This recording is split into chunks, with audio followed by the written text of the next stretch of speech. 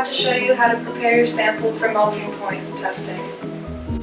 So for melting point testing, you don't need a lot of samples, so we're going to use the spatula to remove like a very small amount from the bottle.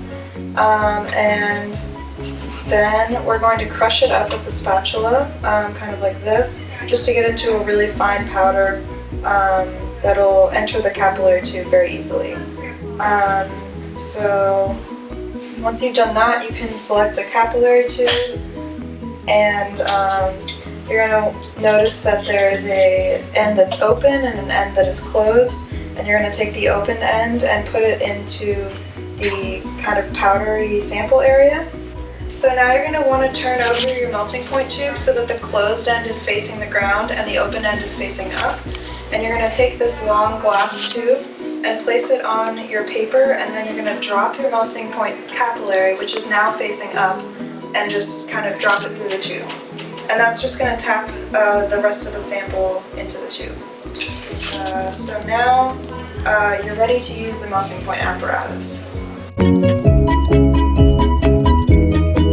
Hi everyone, so today I'm going to show you how to use the Dynalon oil-free melting point apparatus, and I'm going to start off by showing you how to set the fast and slow stage. So the first thing you're going to do is you're going to insert your melting point capillary with the sample side facing in into one of these small holes in the side. And as you're inserting it, you want to be careful not to wiggle it back and forth, otherwise the capillary can break inside of the melting point apparatus. So before you start, you want to make sure that your sample is in the proper location where you can observe it, and you do this by looking in through this little black hole right here, and you can kind of see where your capillary tube is. Okay, so as you can see here, we have a DMP100 model melting point apparatus, and there's a few things that you can notice right on the surface. And if there are 3 indicator lights right here along the side, a temperature readout right here, which is showing that the apparatus is currently at 21.9 degrees Celsius, and then a few buttons that serve various functions. So this top one is a start-stop button, which will either start the apparatus heating or stop it. And then below it you have your slow speed set, and then to the side you have the fast speed set, and then you have a read button which will hold the temperature constant, allowing you to look at your sample, and then you have up and down arrows which will allow you to adjust the temperature.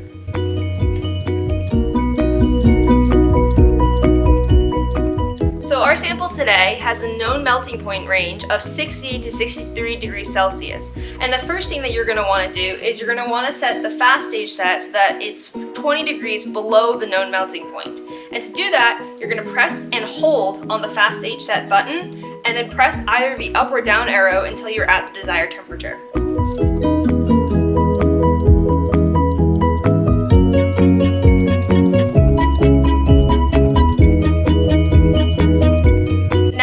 Fast stage set is at the appropriate temperature, which is 20 degrees below the known melting point. The next thing that you're going to want to do is set the slow speed set. And what the slow speed set is responsible for is it is the number of degrees per minute that it will raise the temperature until it reaches your desired temperature.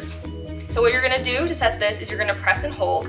And this is also known as the ramp rate. And a good ramp rate is between 2 degrees to 3 degrees per minute. And so you're going to press either the up or down arrow until you reach the desired ramp rate. And now mine is set at a ramp rate of 3 degrees per minute.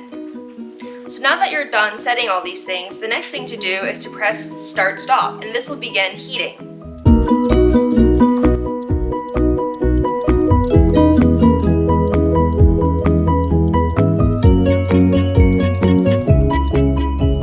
Second, you'll start hearing a beeping sound once it reaches the desired fast stage set. And though this means is that it's done at the fast stage set, and in order to start the slow stage set, you need to press the button, the start stop button.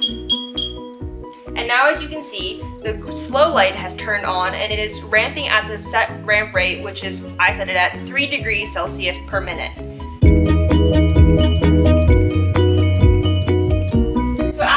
Observe the melting point temperature and you're done with your experiment, you want to be sure to remove your capillary tube from the melting point apparatus and throw your capillary tube into the broken glass container. And next you want to make sure that you press the start stop button again, because if you don't press the start stop button, the apparatus will continue heating until it reaches a high temperature that poses a lab safety hazard.